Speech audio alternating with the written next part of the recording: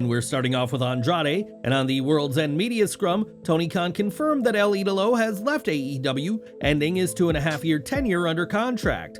Andrade reportedly made it clear before World's End that he was planning on leaving and was not happy in AEW, but he had a lot of kind words this week when addressing his release. On Twitter, Andrade gave a lengthy statement in which he thanked many names in AEW, including The Elite, Will Hobbs, Hook, Sting, Pac, Darby Allin, Jeff Hardy, and many more wrestlers. It wasn't just wrestlers who Andrade was grateful to, as he also thanked those not competing, including Taz, Tony Schiavone, Aubrey Edwards, and Jerry Lynn. Andrade added that he would have loved to have faced the likes of Jon Moxley, Hangman Page, Ricky Starks, Dante Martin, Dustin Rhodes, and others, but that just wasn't meant to be. Above all else, Andrade wanted to thank Tony Khan and thank the fans who have supported him. And what do you think is next for Andrade? Let us know down in the comments. Over to NXT, and with Dragon Lee stuck in Mexico due to visa issues, Carlito was revealed as his replacement for the LWO's match with the No Quarter Catch crew. The latter faction was also down a member, as Charlie Dempsey is currently in Japan and will face Katsuhiko Nakajima for the All Japan Triple Crown Championship later today. The LWO proved to be dominant in this match, with Carlito hitting Damon Kemp with a backstabber and Cruz del Toro hitting a 450 splash to get the win. The move of the match, and perhaps the entire show, saw Joaquin Wilde hit a monumental splash to the heels outside of the ring, with the young superstar getting some insane elevation. This was a solid match but lacked serious heat, and without Dragon Lee, Carlito worked this as a veteran that was much bigger than the action, and gave an apple spit to Drew Gulak after the match. The action was crisp throughout, especially from Del Toro and Joaquin Wilde against the heels, but this match had the potential to be more with the previous weeks of build. The No Quarter Catch crew has failed repeatedly, and things didn't go any better for Charlie Dempsey, who unsuccessfully challenged for the All Japan Triple Crown Heavyweight Championship this week. It may take a complete reset, including the arrival of William Regal to elevate the stable, or they risk falling into the world of obscurity. This week's New Year's Evil show saw an appearance by Ava, who has become something of an authority figure as of late. During last night's show, the fourth-generation wrestler explained her new role and said that a certain wise man has told her that Shawn Michaels needed help, an obvious nod to Paul Heyman. Not only is Heyman connected to Ava's family in the bloodline, but the two were seen conversing backstage during the stacked October 10th, 2023 edition of WWE NXT. The daughter of The Rock also revealed that next Tuesday will mark the beginning of the Men's Dusty Rhodes Tag Team Classic, and we'll have to see which teams compete in the tournament. In the finals of the men's breakout tournament, Oba Femi dominated Riley Osborne early on, but the Chase U student fought back before Femi cut him off and won with a pop-up elevated powerbomb. Femi's strength is always impressive, and his power was on full display this week, and his throwing around of Osborne was memorable and will translate to major matches. Femi was the right winner, as Osborne has yet to have it all figured out, but he's still a solid high flyer, albeit on a roster of stacked athletes he'll struggle to stand out from. Femi stands out immediately, as he has genuine star power and looks like the best in his class from the first WWE NIL recruitment, but he still needs work on his character. Once he figures out who he is beyond the in-ring dominance, he will be a dominant member of the WWE roster. This week's New Year's Evil show was supposed to see Ilja Dragunov defend the NXT Championship against Iron Survivor winner Trick Williams, but that match didn't transpire. It was a few weeks ago that Dragunov faced Ridge Holland in a match that ended early, with Dragunov suffering a neck injury and being stretchered out of the building. During last night's show, it was reported that Dragunov had not been cleared to wrestle and that his match with Williams would not be taking place. Once again, it's worth remembering that this is a part of the storyline, and Holland did not injure Dragunov, but for now, Trick is going to have to keep waiting for his promised NXT title shot. With Williams not challenging for the title on the show, he was penciled in to face another superstar, which turned out to be SmackDown's Grayson Waller. This match, dubbed the Battle of the Iron Survivors, saw the two winners of the men's challenge face off in the event, with Trick's spot as the #1 contender on the line. The closing moments saw Trick seize control, and the unexpected arrival of his ally Carmelo Hayes, who had originally been instructed to stay backstage. As Williams and Hayes talked, Waller rolled out of the ring to catch his breath, only to be leveled with a forearm from his SmackDown rival Kevin Owens. Williams capitalized on the attack with a knee to the face on Waller and got the 3 count to secure his win and his spot as #1 contender. At this time, WWE has yet to confirm the new date for Trick's title match with Dragunov, but Trick proved he belongs in the coveted spot he's in this week. In the hours before AEW World's End, Chris Jericho faced accusations of misconduct with Kylie Rae, and fans made their views clear on Jericho during his match on the card. Jericho is alleged to have been inappropriate in 2019, which some have said led to Rae's swift exit from AEW, and now more claims have come to light about his alleged behavior. During the Café de Renee podcast, Renee Dupree spoke about the allegations against Jericho and claimed that Chris has a reputation for trying with the partners of other wrestlers. He said, "Someone asked me if I ever heard any rumors about Jericho and women. I told when I first broke into the business, the indie guys from Manitoba told me, yeah, Jericho's rep was that he tries to fuck your girlfriend. He was notorious for f***ing other guys' girlfriends, which at one point was a sin. You stay away from the other guys' wives and girlfriends. Nothing brings more animosity into a locker room than when you're fooling around with someone else's f***ing significant other. Does it surprise me that he does that? No. He was always an asshole to me for no reason." AEW President Tony Khan has refused to speak on unsourced rumors about Jericho, and there is a disciplinary committee in AEW that will deal with Jericho's situation. Only time will tell what will become of Chris Jericho, as things simply don't look good for him as more and more allegations come forward. During this week's Raw, Becky Lynch was busted open during her match with Nia Jax in what many are seeing as a nod to the infamous crimson mask she wore after being attacked in 2018. Not only did Lynch bleed on the show, but the commentary team drew attention to it and used terms like bloodbath, which would not have been the case not too long ago. On Wrestling Observer Radio, Dave Meltzer spoke about the spot and noted that WWE seems to have changed its stance when it comes to blood based on this match. He explained, "Not only did they do blood in this match, and it was obviously not accidental blood, but they called attention to it. They used the word bloodbath during this match. For a long time, they shied away from the blood. They would always do it on certain occasions, like a big pay-per-view match with Brock Lesnar or something, but this was on TV, and they did close-ups of the blood, and they talked about the blood, so that whole thing about the other guy doing the blood is bad for wrestling, well, I guess they changed their tune tonight."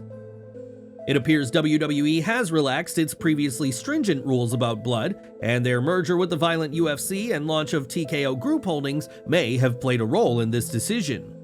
On his show, Meltzer added that it would make sense for Nia Jax to go on to challenging Rhea Ripley at the Royal Rumble, given that she won with no screwy finish involved. Jax didn't need to cheat or use an exposed turnbuckle, but she simply won the match clean over Lynch, and therefore should be moving up the totem pole and closer to the champion.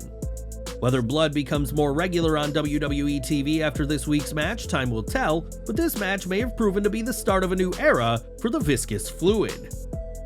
It's been less than 2 years since Cody Rhodes returned to WWE, and while he has been one of the most featured stars, a recent rumor came out about the American Nightmare being unhappy. The claim was that Rhodes is so unhappy in WWE that he's refused to sign a new contract, and this rumor gained traction with The Rock returning on Raw and teasing a showdown with Roman Reigns. Many believe that WWE will be taking a WrestleMania main event away from Cody to make the match with The Rock happen, but reports of being unhappy have been greatly exaggerated. BWE was asked about the reports of Cody being unhappy, and the proven insider said that Rhodes is good and that there's not the slightest hint of confirmation about this rumor. Rhodes has not shown any sign of being unhappy and is currently one of WWE's most beloved superstars, so any reports of unhappiness should be treated as rumors and nothing more. Over to SmackDown, as this week's show will be the New Year's Revolution episode and conclude a week of stacked WWE shows across the main roster and NXT.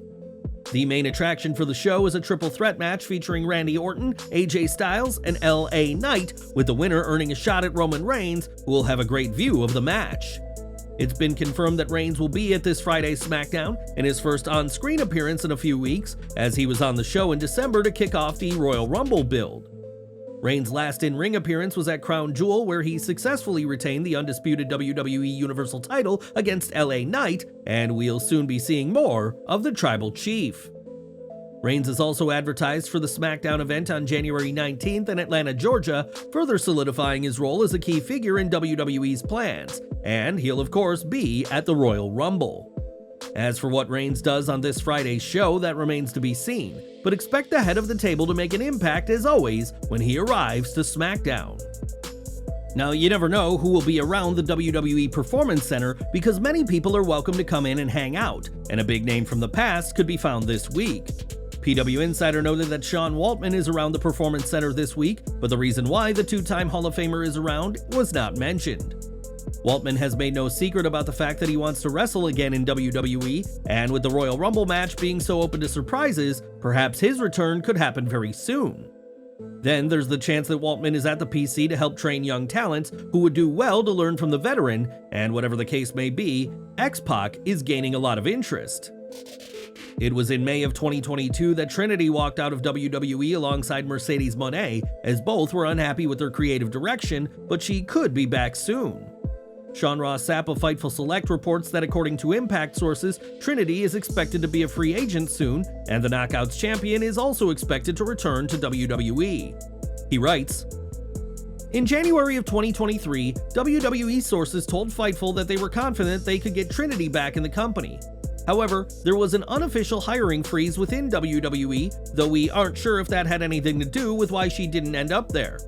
However, in speaking with WWE sources, not only did they think there was a good chance she could end up back in the company, many sources claimed they expected it. There were also sources within Impact Wrestling who told Fightful that they expected it to happen sooner than later. One WWE source told Fightful on Tuesday that something huge would have to happen for her to not end up back in WWE sooner than later, but this is a crazy free agent period. Trinity made her Impact debut on April 28th and swiftly climbed the ranks, and by July, she was the Knockouts champion, a title she's held ever since. While it's anticipated that Trinity will conclude her tenure with the company shortly, there's no word on whether it'll conclude with the upcoming Hard to Kill show, which will mark the relaunch of TNA. It's interesting that Trinity is expected to go back to WWE, considering that talks between WWE and Mercedes Moné fell apart, with the two sides being too far off on money. Moné is expected to make an AEW debut shortly, but what do you think of Naomi making a return to WWE? Let us know in the comments below. Back to NXT, as this week's show saw Lyra Valkyria defeat Blair Davenport to retain her NXT Women's Championship. Davenport looked dangerous, but not at the same level as the Valkyrie, who won in clean and decisive fashion, ending this feud, and expect Lyra to focus on Lola Vice and Cora Jade next.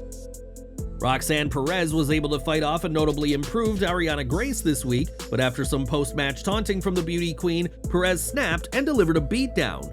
Perez refused to stop her attack on Grace, leading to the referee reversing the decision and giving Grace the win in an interesting development of this feud.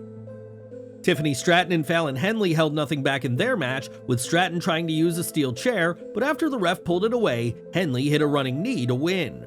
These two simply click in the ring and they were in sync throughout this brawl, and while it wasn't a show stealer, it absolutely worked and the right woman won. After all the teasing, Henley has definitively beaten the center of the universe, and Stratton will now have to work as a ranch hand for a day while Henley is being elevated as a top contender.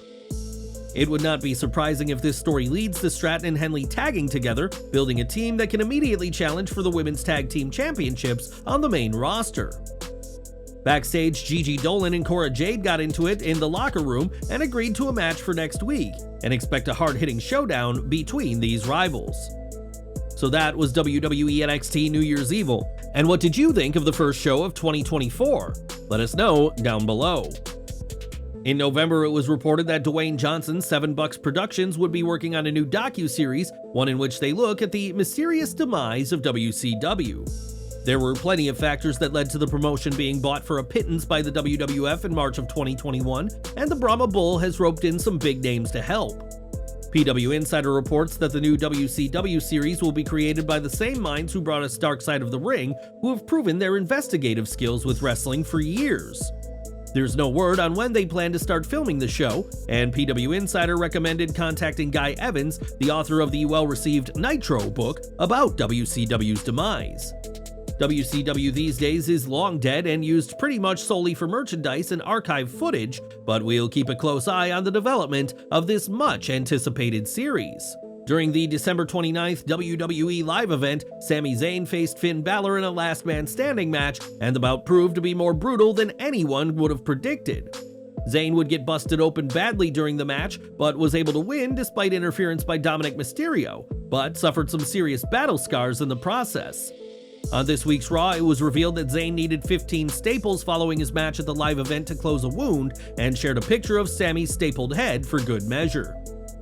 Zayn hasn't appeared in person on Raw since the December 4th episode, where he was beaten by Drew McIntyre and seemingly written off of TV with an attack.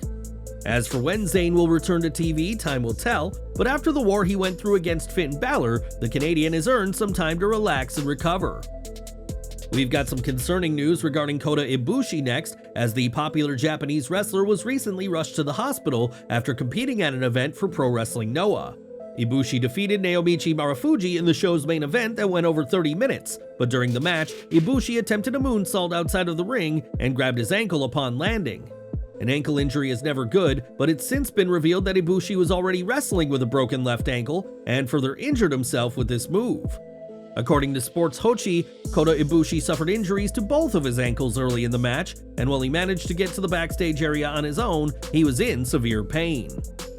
Noah's director Narahiro Takeda stated that an update on Ibushi will not be available until he receives a diagnosis at the hospital, but injuries like these often take months to come back from. It's unclear if Ibushi will require surgery at this time, but this situation does not look good at all for him, and we're wishing him the best after this serious series of injuries. More from Raw, as the Day 1 show saw plenty of action and surprises, but fans couldn't help but notice that there were a lot of picture-in-picture commercials during matches. The complaints came to such a point that the official USA Network Twitter account had enough and felt the need to weigh in on the matter. Responding to one fan, the account said that fans wanted picture-in-picture and now they don't, pointing out that fans previously were against full commercials breaking up the action in matches. When a different fan asked if they can keep doing picture-in-picture, the USA Network account said that there were no promises, but they do like to break it out every now and then. WWE Raw has to have commercials to be viable, but the placement of those commercials is up for debate. And what do you think would be the best way to show these ads during WWE TV? Patrick Clark was once one of the most promising talents in WWE as Velveteen Dream, but in April 2020 he faced serious allegations of sending inappropriate content to minors. More allegations followed, and while WWE claimed they found no evidence of wrongdoing, Clark was released in 2021 and arrested in 2022 for battery and trespassing. Now Clark has kicked off 2024 with an apology, and in a video, he apologized both professionally and personally and made it clear that he's sorry to WWE for bringing them negative attention. Clark said that his name, like the Velveteen Dream name, has become tainted and apologized to Triple H, calling him a patient man and leader, as well as Shawn Michaels.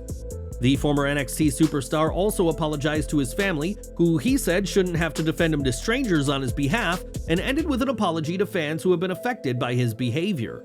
Clark did not make reference to the allegations of misconduct that led to his release, nor the battery or trespassing arrests, but is ready to talk more about his situation.